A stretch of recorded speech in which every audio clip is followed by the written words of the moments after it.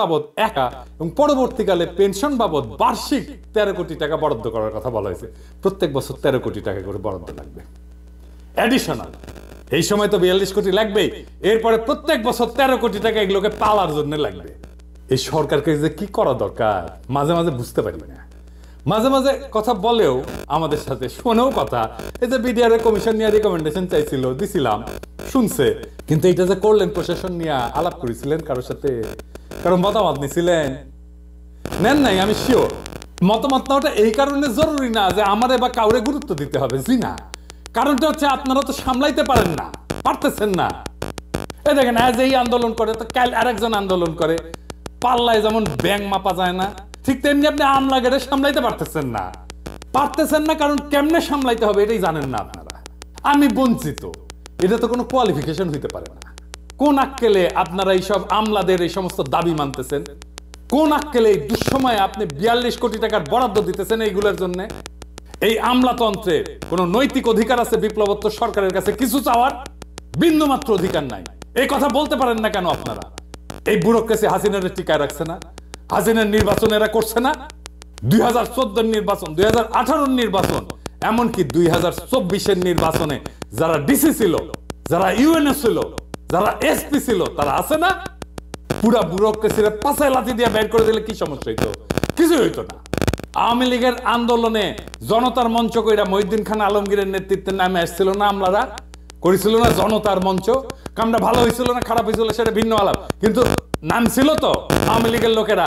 এই যে আমলারা বঞ্চিত বঞ্চিত করিচ্ছে, এর নাম ছিল বঞ্চিত। গল্প নিয়ে আসিছেন এখন, তাই না? সেজন্য আপনাদের কম্পেনসেট করতে হবে। ভালো আবদার তো। এই হাসিনার আমলে গুম হয়েছে কতজন, জেলে পড়ছে কতজন, আয়না ঘরে ছিল কতজন, পঙ্গু হয়েছে কতজন, বাড়ি ঘর গেছে কতজনের, সম্পদ গেছে কতজনের, জীবন গেছে কতজনের, দেশ ছাড়া হয়েছে কতজন আমার মতো। কারে কম্পেনসেট করছেন? এদের কম্পেনসেশন কে করবে? কোন আক্কেলে কম্পেনসেশন চাইতেছেন আপনারা? আর কোন আক্কেলে প্রফেসর ইউনূসের সরকার দিতেছে এই টাকা? শহীদ পরিবারকে প্রতিশ্রুত 30 লাখ টাকা দিতে পারে নাই, আহতদের সুচিকিৎসা করতে পারে নাই, পুনর্বাসন তো দূরের কথা। আর এই আমলাদের টাকা দিতেছেন 42 কোটি টাকা। টাকা কি খোলাম কুচি? এই আমলারা আবার নিতেছে হ্যাংলার মতো। লজ্জাও লাগে না আপনাকে? চিনেছেন সারা জীবন ঘুষের টাকা গোনা, আর লোভ ছাড়া তো কোনো বৈশিষ্ট্য নাই রে ভাই আপনাদের। কোন সরকারি কর্মচারীদের যদি সত্যি কম্পেনসেট করতে হয় তাইলে সেটা সামরিক বাহিনীকে করতে হবে। সামরিক বাহিনীর নির্যাতিত, বঞ্চিত, চাকরিচ্যুত অফিসার সৈনিকেরা এই লড়াইয়ে ছিল, ভূমিকা রাখছে যে যার অবস্থানে থেকে। এরাই গুম হয়েছে, এরাই চাকরিচ্যুত হয়েছে, এরাই দেশ ছাড়া হয়েছে। একজন আমলা গুম হয়েছে, একজন আমলা জেলে গেছে, একজন আমলার চাকরি গেছে। এরা দেশে বিদেশে থেকে বিরচিত ভূমিকা রাখছে। শুধু তারাই না, তাদের পরিবার নিয়ে ডিএইচএস এ মিছিল করেছে, সাবেক আর্মি চিফ সহ সিনিয়র অফিসাররা প্রকাশ্যে মিটিং করেছে, বিবৃতি দিয়েছে, সমাবেশ করছে। দেখেন ইকবাল করিম ভুইয়া কি কইতেছেন। 4ই আগস্টের কথা এটা। দেশের নীতি নির্ধারকরা যদি বিবেক, বুদ্ধি ও হৃদয়হীন হয়ে না পড়তেন তাহলে গত কয়েক সপ্তাহে বাংলাদেশের ইতিহাসের সবচেয়ে বড়, করুণ ও মর্মান্তিক এই হত্যাকাণ্ড সমূহের ঘটনাগুলো ঘটত না। সুস্থ মস্তিষ্কের কোনো বিবেকবান মানুষের পক্ষে দেশে এমন একটা যুদ্ধ পরিস্থিতি মেনে নেওয়া সম্ভব না। আমরা নিজেরা নিজেদের সাথে যুদ্ধ করতে পারি না। আমাদের দেশটাকে, এই প্রিয় রাজধানী ঢাকা ও জেলা শহরগুলোকে যুদ্ধক্ষেত্রে পরিণত করতে দিতে পারি না। তাই আজ এখানে দাঁড়িয়ে ব্যর্থহীন ভাষায় বলছি, ইনশাল্লাহ তা আমরা করতে দেব না। সকল শ্রেণী ও পেশার মানুষকে সাথে নিয়ে ঐক্যবদ্ধভাবে শান্তি প্রতিষ্ঠায় সচেষ্ট থাকবে। এই জনপ্রিয় সাবেক সেনা প্রধানকে আমাদের সবার কৃতজ্ঞতা জানানো উচিত। উনি সাহসের সাথে দাঁড়ানোর জন্য এই পরদিন সেনাবাহিনীর জুনিয়র অফিসার আর সৈনিকেরা ছাত্র জনতার উপরে গুলি চালাইতে অস্বীকার করে। পরদিন যদি গুলি চলতো, জেনারেল ইকবাল করিম ভুইয়া কয়েকজন সিনিয়র অফিসারদের নিয়ে আর্মি কনভয়ের সামনে দাঁড়াইতেন। এই পরিকল্পনা ওনাদের ছিল। আমি 4 তারিখ রাতে এটা জানাইছিলাম প্রফেসর ইউনূসকে যে স্যার কালকে আর্মি গুলি চালাইতে পারবে না, জেনারেল ভুইয়া সর্বশক্তি দিয়ে ঠেকাই দিবেন। এটা প্রফেসর ইউনূস জানতেন। অথচ এই বীরকে আমরা সামান্যতম সম্মান জানাইলাম না। সামরিক বাহিনীর অফিসার যারা বঞ্চিত হয়েছে, নির্যাতিত হয়েছে, নিপীড়িত হয়েছে, তাদের কাউকে অ্যাকনলেজ করলাম না, কাউরে না। প্রফেসর ইউনূসের টাইম হয় সোহেল তাজরের ডাইকা কথা বলা, টাইম হয় না জেনারেল ইকবাল করিম ভুইয়াকে ডাইকা ওনার ধন্যবাদ দেওয়ার, টাইম হয় না। টাইম হয় না বিডিআর বিদ্রোহে যে সমস্ত সেনা অফিসারদের প্রতিবাদ করার জন্য চাকরি গেছিল তাদেরকে ডাইকায় না কথা বলার।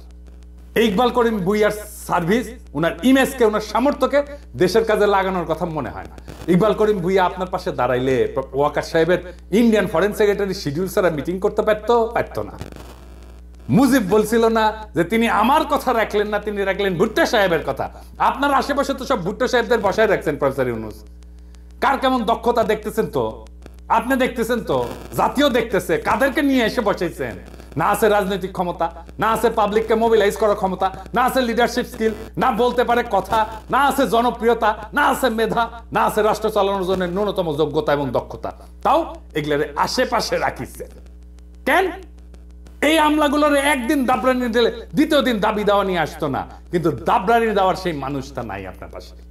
কি কইয়া দাবরানি দিতে হবে সেটাও জানেন না। ওদের এই আর্গুমেন্ট দেওয়ার কেউ নাই যে বলবে তোমাদের বিন্দু মাত্র নৈতিক অধিকার নাই, বঞ্চিত বলে দাবি করে নিজের বৈষয়িক লোককে চরিতার্থ করার। কিছুই করো নাই তোমরা, করছো তোমরা এই রেজিমকে হটাইতে কিছুই করো নাই। এটা খড়ের টুকরা ভেঙে দুই ভাগ করো নাই। তাও তোমাদের জন্য জনগণের 42 কোটি টাকা খরচা হবে। এটা কে বলবে?